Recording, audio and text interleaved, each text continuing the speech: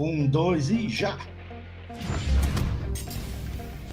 Madara Uchiha, the legendary messianic shinobi from Naruto. Sosuke Aizen, the Soul Reaper who stood upon the heavens from Bleach. We may dream of glory, but these two have the will to power to take it by force and claim a seat among the gods. They're the biggest, baddest anime bosses around, and not even death can stop them. Ghost versus zombie. Let's go! He's Wiz and I'm Boomstick. And it's our job to analyze their weapons, armor, and skills to find out who would win a death battle.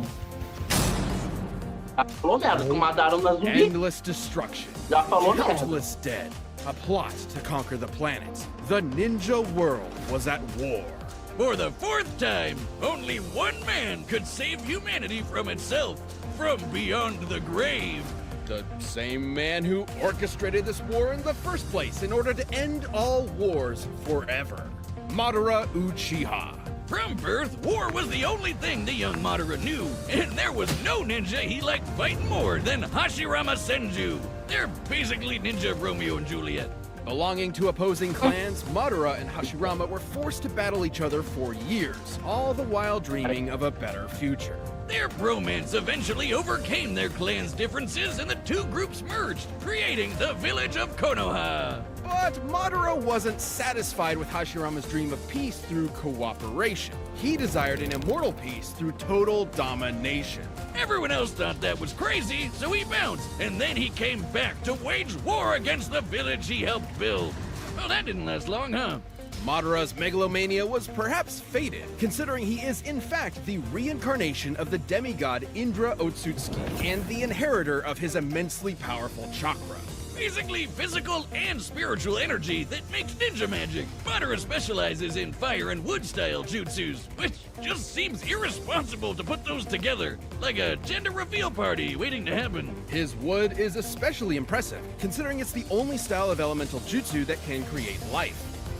Why are you looking at me like that? Madara can even use his Gunbai to absorb ninjutsu and return it right back to sender. You know you're a badass when you can take on armies? Só coisando, o poder de madeira não é dele. O poder de madeira é do Senju Hashirama. Porque durante a série colocaram as células do Hashirama no corpo dele. With just a friggin' fan. Madara has torn apart hordes of ninja without breaking a sweat, taken a beating from every tailed beast at once, and even defeated the 5 Kage, some of the strongest shinobi in the world. The Raikages even stated to be fast enough to move at light speed, and even weaker ninja like Orochimaru have dodged literal photon beams. But Madara's greatest tool is the one born from his very bloodline, the eternal Mangekyo Sharingan. These magical eyes massively enhance his perception down to the cellular level, allowing him to predict movements, see the flow of chakra, and summon the mighty perfect Susanoo. The Sharingan can also cast a genjutsu that'll trap anyone that looks at it in an illusion, and even break them out of those same illusions. In Sasuke's case, even ones as strong as Itachi Tsukuyomi, which can warp your perception of time. Itachi used it on a fellow Uchiha and made her live out her entire life in the span of 1/100th of 1/1000th of 1/1,000,000th of a second. And when she died in the illusion, she died for real. If Sasuke could break out of it, Madara could too, easily. And after grafting some of Hashirama's cells onto himself, he would always have a piece of his Romeo inside him. This is my ship, Wiz. Stop looking at me like that. He not only gained a healing factor strong enough to regenerate from having half his body vaporized, but also the terrifying Rinnegan. AKA the big chungus of all eye magic. The ringy eyes let Madara absorb chakra and ninjutsu, create invisible limbo clones, see and remove your soul from your body, and summon giant-ass meteors, as if he needed any more fucking powers. While the Rinnegan lacks some of the Sharingan's unique abilities, he can switch between them at will. After tearing the ninja world a new asshole, Madara was finally defeated in a climactic battle for the ages by his BFF, and thus the life of a legendary shinobi came to an end in the arms of his one true love. Or did it? All right, this is gonna get pretty crazy, but just bear with me. Fearing a defeat in battle, Madara set a time-delayed jutsu that would posthumously rewrite reality and bring him back to life. And it worked! So Madara tricked another Uchiha, Obito, into witnessing his best friend murdering his other best friend. Then he tasked Obito with manipulating the world into another war. Meanwhile, he gave his own Rinnegan to Nagato with the goal of getting it back after he was brought back to life the second time with the outer path because he died again. Make sense? Nah, that'll never work. You're right, it...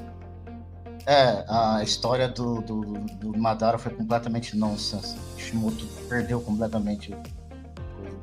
Ainda tem uns Naruto fãs que tentam defender. A doideira do caraca, cara. A história dele é toda doida. Mas isso aí é a agenda. Não, Ada, não, Ada. Não, isso aí agenda não. Seria roteiro, você quer dizer. Como é que é? Agenda não. Roteiro, não? Agenda não. Não, isso aí é... Você confundiu as coisas. Se um personagem que não deveria existir continua existindo mesmo depois de morrer, isso não tá no roteiro. Isso aí tá porque tem algum interesse financeiro no meio da coisa. Não, é porque ele não sabia o que fazer mesmo. Nem sempre, porque o cara... O cara perdeu a criatividade, perdeu o fio da meada na construção do personagem e começou a atacar um monte de coisa. É igual Kaguya no final do anime. Porque o Madara nem era popular assim, porque o Madara só apareceu bem no final da série. Se fosse um personagem popular, eu até entenderia, mas não, no caso, ele se perdeu completamente. O Madara é estilo Gojo. É igualzinho. Deu poder pra caralho. Chegou na hora lá. Caralho, fudeu. Ele não é o protagonista. Eu vou ter que tirar ele da jogada. Como que eu passo? Vou prender ele. Ih, deu errado. Vou matar ele então. E matou. Eu nem vou entrar nessa parte. Eu acho que a gente tem que fazer uma live disso, Frank. Eu não sei se você assistiu Naruto. A gente falar. Bora, acho legal. Bora, como eu falei, é tipo a Kaguya no final, né? Que ele tirou da bunda. Tirou a Kaguya do... É delírio coletivo. É do Tomba. Life got his eyes back from Obito after some backstabbing. Then he sealed the awakened Ten Tails within himself in order to gain ultimate power and create the world's greatest nap time ever.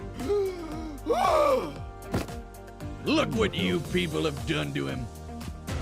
You'd think Ten Tails' power would be awesome, but those dinky 8 balls of doom are so lame. Don't let their size fool you. These truth-seeking orbs are in another league.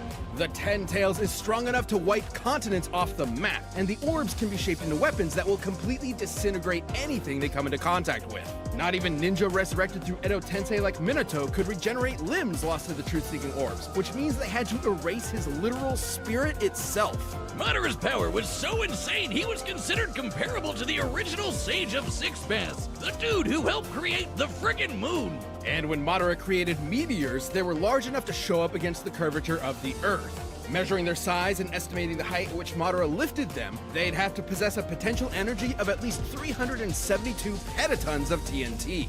He was even fast enough to keep up with 8-Gate Sky, who kicked hard enough to bend space. Madara even has an attack where he hawks light-speed loogies. Considering even base Madara has displayed speeds on par with Light Timing Ninja, we know Ten Tails Madara would have to be significantly faster thanks to the Ten Tails' power.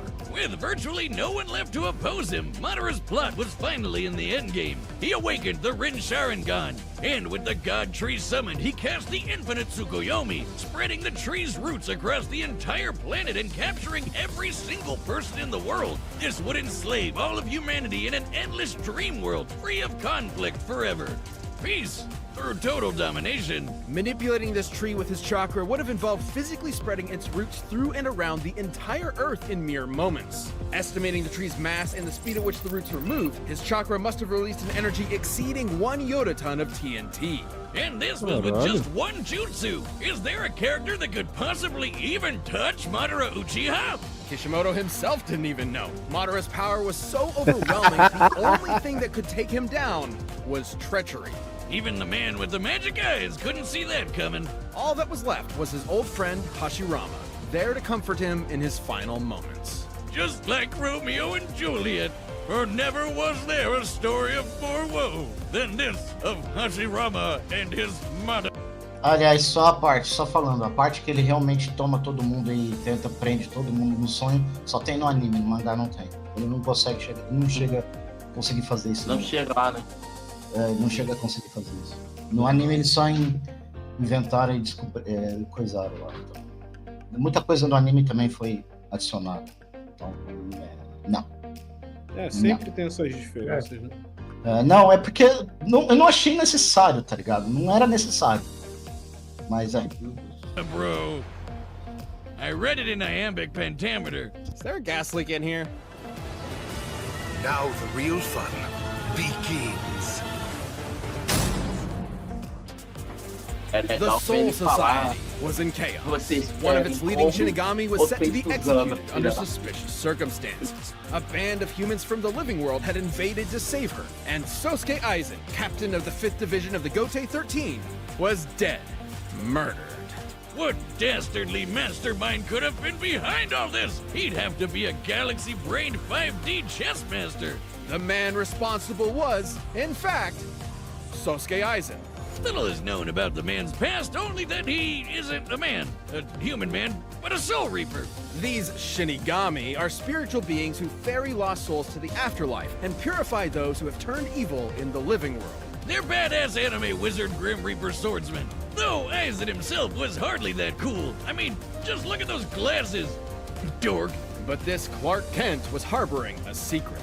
Aizen had spent years attempting to develop the means to ultimate power, ruining the lives of many of his colleagues via his twisted experiments. Oh, so when Aizen does it, he's a supervillain, but when you do it to me, it's shut the hell up, Boomstick. You're under NDA, and I know about the stuff you've done. As a Shinigami, Aizen's body is made of reishi, being spirit matter, and empowered by Raryoku, being spirit energy. Entities made of reishi are completely invisible to anyone without specific supernatural awareness, though a Shinigami's body is still tangible and can be damaged normally. And with his Raryoku energy, Aizen can create incredibly powerful blasts. He's so strong, weaker beings will literally disintegrate if they get too close to him. This is due to his Reiatsu, a localized spiritual pressure exerted as a result of his enormous power. He also knows tons of Kido, or spells. He can create force fields, bend the light around him to make him impossible to detect, fire concentrated bolts of lightning, and absorb the energy from his surroundings to make giant-ass energy dragons. Perhaps his deadliest Kido is Kurohitsugi. After an extensive incantation, Aizen surrounds his target in an enormous black coffin that distorts space and time and tears its victims apart. Aizen's plotting finally came to fruition during the invasion of the Soul Society, where he faked his death using his greatest weapon, his Zanpakuto, Kyoka Suigetsu. A Shinigami Zanpakuto is a magical sword that possesses a sentient spirit. Kyoka Suigetsu gives Aizen complete control over his victim's senses the instant they lay eyes on the sword. This complete hypnosis traps its victims in a nearly perfect illusion that Aizen can manipulate at will, making himself virtually immune to attacks while his opponents are sitting ducks. It's so strong that it kept a group of ex-Soul Reapers known as the Visor trapped for over 100 years without them even knowing it. It's one of the most broken powers ever and the definition of anime bullshit. But it was all worth it when he perfected his ultimate creation, the Hogyoku, an immensely powerful reality-warping device that, quote, materializes the user's wishes. In Aizen's case, it realized his desire to become the strongest being in the universe. With it, he can heal any of his wounds, even when half his body is vaporized.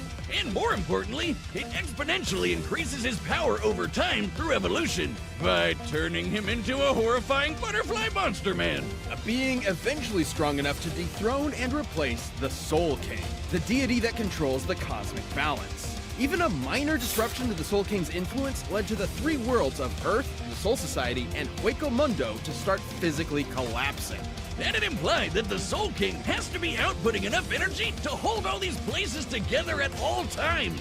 Considering each should be roughly the same size, this would require an energy of over 140 zetatons of TNT. Aizen is powerful enough to vaporize mountains as a side effect of a sword swing. His casual energy blasts can disintegrate huge chunks of the earth, and he can take on armies with just his Reiatsu alone. He even defeated the rest of the Gotei 13 without so much as breaking a sweat. So he should be way stronger than Soul Society heavy hitters like Kenpachi, who sliced this 120-kilometer wide asteroid to pieces. That's roughly the width of Great Britain. An asteroid of this size would have to carry a kinetic energy of at least 44 petatons of TNT. And Aizen was so badass, he literally transcended other Shinigami in power. He was in a whole other dimension from the rest of them. Until he fought Ichigo Kurosaki. The battle we've all been waiting for. Way before this in the Soul Society arc, Ichigo was already as fast as lightning. And by this point, after all his power boosts, he'd even be faster than light. Hell, even weaker characters like this lady can dodge lightning. Though their fight was epic, Ichigo had transcended the Shinigami as well. And even Aizen himself. Feeding upon his insecurities, the Hogyoku abandoned Aizen, who was quickly defeated and imprisoned within the bottommost level of the Soul Society's prison. Aizen was left alone. His great power he sacrificed so much to achieve was gone forever. Or was it? Somehow he ended up getting even stronger than before. But what made him so strong? Could it be the chair? It's not the chair. It could theoretically be due to the chair's restraints keeping his Reiatsu from properly releasing, building it up within him until he was stronger in base than he was at his previous max. Nah, it's definitely the chair. And, since the chair could still hold him after he got stronger, wouldn't that make it even stronger than him? Even stronger than the Soul King? All hail the mighty Chair-sama, most powerful being in all of Bleach. He even managed to hold his own against the Quincy warlord Yua, who absorbed the power of the Soul King himself. He even used Kyoka Suigetsu to trick him. And Yuha's a dude who can literally see every possible future all at the same time. All according to Keikaku, bitches! And after standing among the gods themselves, Aizen returned to captivity and pondered the meaning of his existence. Even trapped in a prison, sealed off in a different dimension with a 20,000-year sentence, he remains the most dangerous being in the world. Who knows what schemes are brewing behind those cold, calculating eyes? No compassion, no empathy, only the drive for power. No one has ever stood at the top, neither you nor me. From now on, I alone will stand at the top.